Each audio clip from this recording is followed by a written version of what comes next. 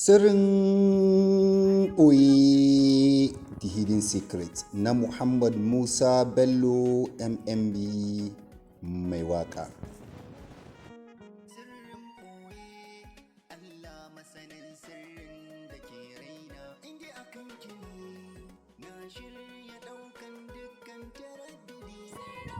Dukkan yabo da godiya sun tabbata ga Allah maɗaukakin sarki, tsira da amincin Allah su tabbata ga shugabanmu annabi Muhammad sallallahu alaihi wasallam da alihinsa da sahabbansa da tabi'un da salihan bayi nagari.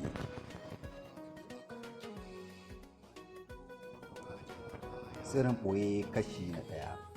Wannan labarin ƙagaggen labari ne na wata yarinya mai suna Maryam Rafi'a, wadda ta kasance diyar gidan masu hannu da shuni. Maryam yarinya ce diyar gidan Dr. Lawal Sabon Kuɗi. Ana mata laƙabi da suna Rafi'a. Ta kasance diyarsa ce tilotal wanda Allah maɗaukakin sarki ya bashi. A baccin haka Dr. Lawal ya mata guda biyu, uwar gida Aisha sannan kuma da amarya Khadija, wacce ita uwar gida Aisha ana ce mata mai babban ɗaki, ita ba ta haihuwa. Sakamakon haka aka auro Hajiya Khadija, wacce ita ce mahaifiya ga Rafi'a. Sai kuma wan Dr. Lawal mai suna Alhaji Ibrahim da Allah ya masa rasuwa, shi kuma ya rasu ya bar ɗansa ƙwallon ƙwal, ana masa laƙabi da Muhammad Bello wansa da suna Rafiq.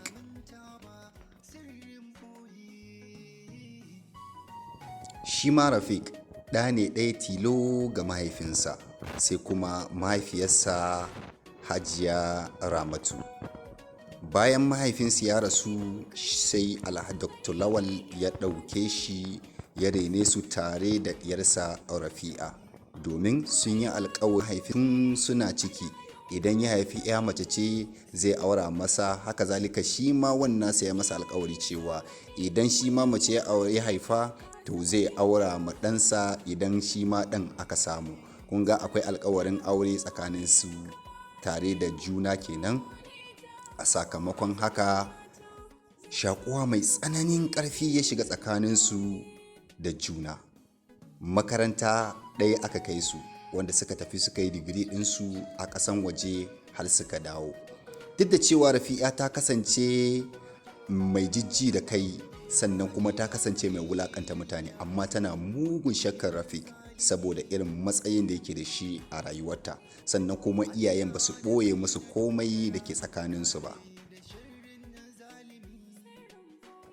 Sai kuma mai gadin gidan Dr. Lawal, wanda shi ma ya taka rawar gani a wannan shiri, mai suna Malam Sagir mai ɗan tuntu.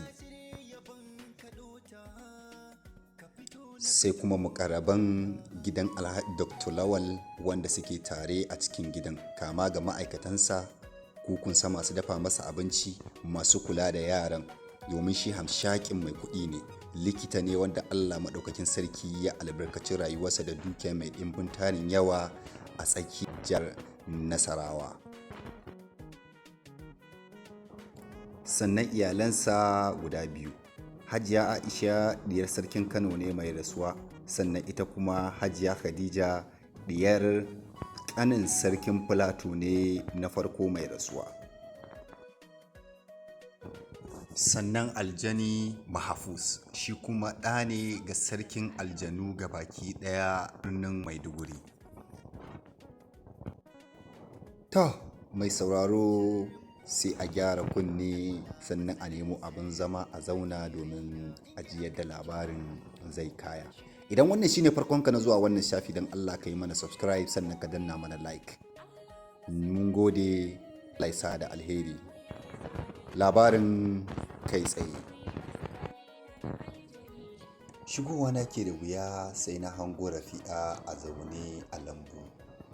Lambu ne wanda ya haɗa da kayan marmari, lambu ne da ya haɗa da kayan ban sha'awa irin fulawa, sannan a gefe akwai shukan tuffa irin su inibi, da zaitun da sauran abubuwa ta marmari da ban sha'awa wanda ba a rasawa a irin wannan lambun, wanda ba sai na faɗi ba, kai kanka mai sauraro sai ka je ka ga abin.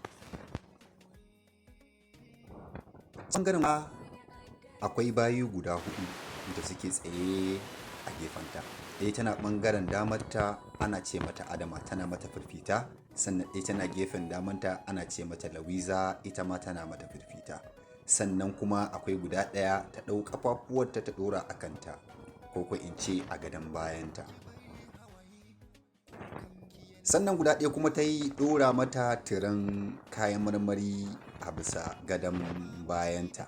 Sannan daga can gefe da na waiwaya sai na hango wasu bayi kuma wasu suna nan a can suna aiki tukuru, wasu suna gyare-gyaren fulawa, wasu suna share-share, wasu kuma suna nan a can gefe suna atare abubuwa da ya kamata su ɗora shi a inda ya dace. Kililin kililin can na ji wayar Rafi'a tana ruri. Sai ɗaya daga cikin bayin ta ce, Allah shi taimake ki, Allah ya ƙara miki yawan rai. Wayar ki ce take ruri. Da juyawan Rafi'a sai ta doka mata tsuki. Ki dalla gafara, sai kin gaya min cewa ana kira na? 'Yar gidan matsiyaciya wacce bata gaji arziki ba? Idan kika ƙara min shishigi cikin lamarina sai na koya miki hankali. Matsiyaciya kawai. Sai ta buge ta. Hannunta tana ɗauke da kofi wadda take shan ruwan sanyi, sai ta watsa mata ruwan sanyi a jikinta. Nan da nan wannan baiwar sai ta kama kuka. Sai ta duka ƙasa, kanta a ƙasa. Ya mai, in Allah ya yarda ba zan sake ba, hakan ba zai sake faruwa ba. A daidai wannan lokacin sai ta sa hannu ta ɗauki wayar. Da abin mamaki tana dubawa sai ta ga lambar Rafiq ne ke kiranta. Assalamu alaikum my dear, sai ta kara a kunninta. Kwana da yawa, watan kai ka kasance kayi kuɗi yanzu ma sai ka manta da ni, ka manta da lamurana ga baki ɗaya. Kan kuma ba daɗi yake min ba, ka sani ina ta tunanin ka nan gurin. To don Allah yaushe za ka dawo ƙasan nan ne? Daga can gefe Rafiq sai ya amsa. Haba my dear, ka ce ba za da ni ba sai bature? To albishirinki. Rafi'a sai ta ce goro. To ina nan a ƙari na dawo yau kusan sati na guda. Dama na ce zan miki bazata ne, kuma na gaya ma kowa kar ya gaya miki, ni da kaina zan kirawo ki na faɗi miki. To yanzu na faɗa miki insha Allah ina nan. Ina nan can guest house na baba. Rafi'a sai ta damke da dariya. Hey, my sweetheart ya dawo, my sweetheart ya dawo. My sweetheart ya dawo, my sweetheart ya dawo. Sai ta kora kuyangun ta ce duk ku shiga ciki ku kyale ni. Gabaki ɗaya wannan talauci kuke yi. Sai ta tashi ta shiga ciki tana tsalle tana ihu. Kuda ta shigo cikin guest house na cikin gidan gonan Badi ba direba ba. Amma kuma motar na buɗe, shi kuma ya koma gefe yana bacci. Kuda ta kwala mai kira, Malam Isa direba har so 3 bai amsa ba. Bacci ya yi an gaba da shi. Kawai ji yake an kwara mai ruwa. Inna lillahi wa inna ilaihi raji'un. Tashi matsiyaci ka kai ni gida. Sai ce Allah ya ce me kike hakuri.